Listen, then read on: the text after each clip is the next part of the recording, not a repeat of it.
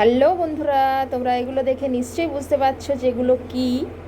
আলাদা করে আর বলার দরকার নেই।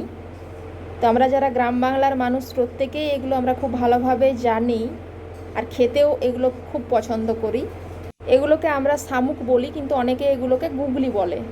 তো এই শামুকের খোলার ভেতরে যে মাংসটা রয়েছে সেগুলো ভালোভাবে ধুয়ে পরিষ্কার করে আমি আর আমার মা বের করে নিয়েছি। শামুকের এই মাংসটা ভালোভাবে পরিষ্কার করে বেছে ধুয়ে বার করতে কিন্তু একটু ভালোই পরিশ্রম আছে। তো সেটা কোনো ব্যাপার নয়, ভালো জিনিস খেতে গেলে একটু পরিশ্রম করতেই হবে।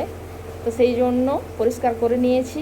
আর এটা আজকে শুধুমাত্র রান্না হবে, শামুকের শুধু চচ্চড়ি হবে সর্ষে দিয়ে। এটা খেতে কিন্তু মারাত্মক লাগে। বাটি চচ্চড়ি বা আলু দিয়ে চচ্চড়ি, ঝোল, এগুলো খেতেও দারুণ লাগে।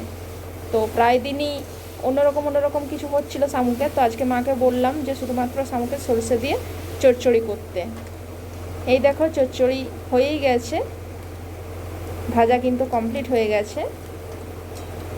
এটা দুর্দান্ত খেতে লাগে, এটা দিয়েই শুধু ভাত খাওয়া হয়ে যাবে, গরম গরম ভাত, তার সাথে এটা।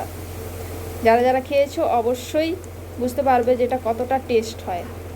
আর এগুলো যারা গ্রামে থাকে তাদেরই খাওয়া সম্ভব, বাইরে কিন্তু এগুলো সব জায়গায় পাওয়া যায় না।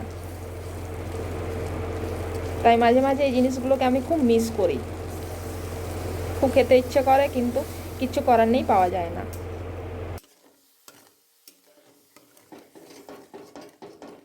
তো এই দেখো শামুকের চচ্চড়ি কিন্তু পুরোপুরি রেডি, দেখেই পুরো লোভ লাগছে। তো তোমরা কারা কারা শামুক খেতে পছন্দ করো অবশ্যই কমেন্টের মাধ্যমে জানাবে। আর এইভাবে একবার রান্না করে দেখো, যারা যারা করোনি, অবশ্যই ভালো লাগবে। সবাই ভালো থাকবেন, সুস্থ থাকবেন।